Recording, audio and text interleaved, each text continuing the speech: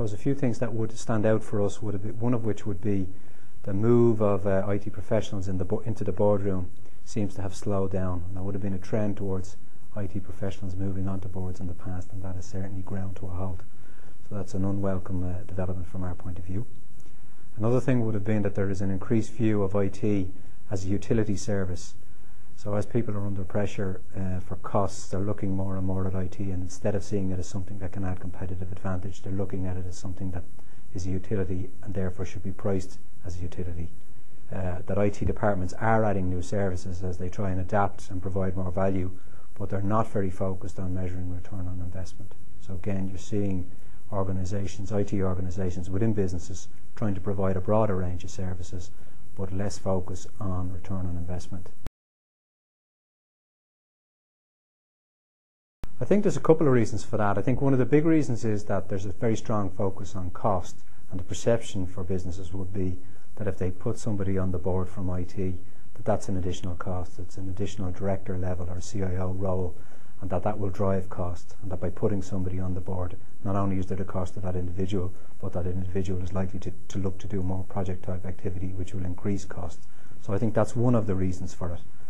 I think again, back to the earlier point, that there is more of an emphasis on IT being viewed as a utility, so people are very focused on the cost and viewing it as a commodity. I think that's a mistake for a lot of sectors, because I think there's a big opportunity for IT in many sectors to drive competitive advantage and really get benefits.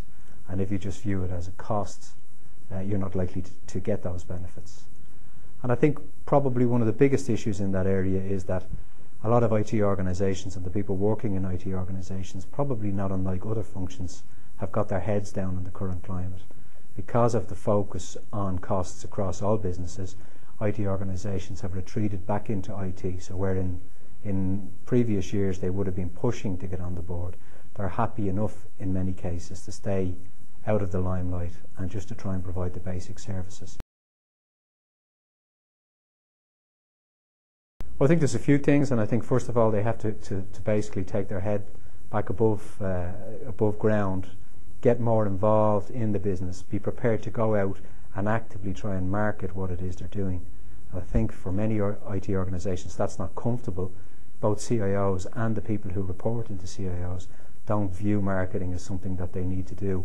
Our view would be that it is something that they need to do. It always has been, and that it's more important in the current climate than ever that they do that. So they need to be out and about talking to the business, building relationships at a number of different levels in the organisation, from the senior level all the way down, and marketing what they do and making sure that people understand these are the projects we're doing, these are the benefits that are coming from those projects, this is how IT is adding value to the business, this is how we're helping to cut business costs, this is how we're helping to drive innovation.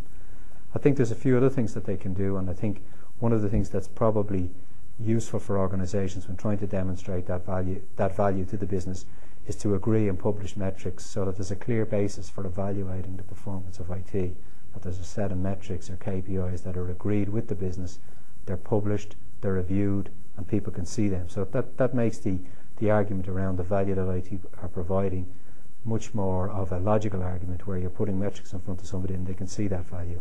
And I think finally there's a big opportunity for IT organisations to try and fill some of the gaps that are created by the downsizing in organisations. So some of the services that IT can provide around things like project management and business analysis out into the business, not just of IT projects, that's a big opportunity for IT organisations to try and add value to the organisation and to help to drive projects throughout the business that are not just IT projects. I do think that, again, it's back to the point I made earlier of IT people needing to take responsibility for pushing the agenda and for being proactive around what they do. And I think IT departments, and it's not just the CIO, but it starts with the CIO, needs to focus time and effort on trying to build customer relationships and making sure that they're communicating what they can do for the business and what they have done for the business and how technology can benefit the business. That's a challenge for IT organisations, but I think that that's a challenge that they need to step up to.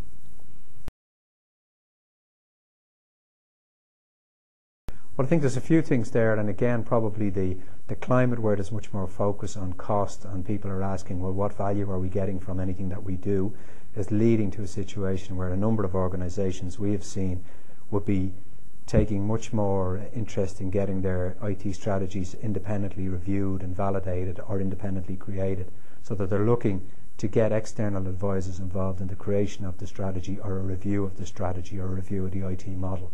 And I think that's very positive, because what it does do is it allows IT organisations, it helps IT organisations to demonstrate their value, and also helps them to look at what they do, what services they provide, and how are they structured, and are there better ways of doing that.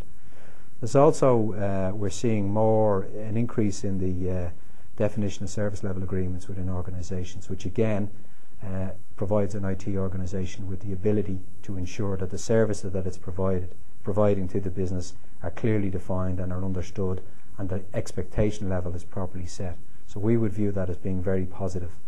And I think we're seeing from the survey a big increase in the emphasis on strategic alignment, so where people are looking for the IT strategy to be very closely aligned with the business. So in terms of the services that are provided, the projects that are being rolled out, and the systems that are being implemented, that you can see a very clear alignment between those IT elements and the business strategy.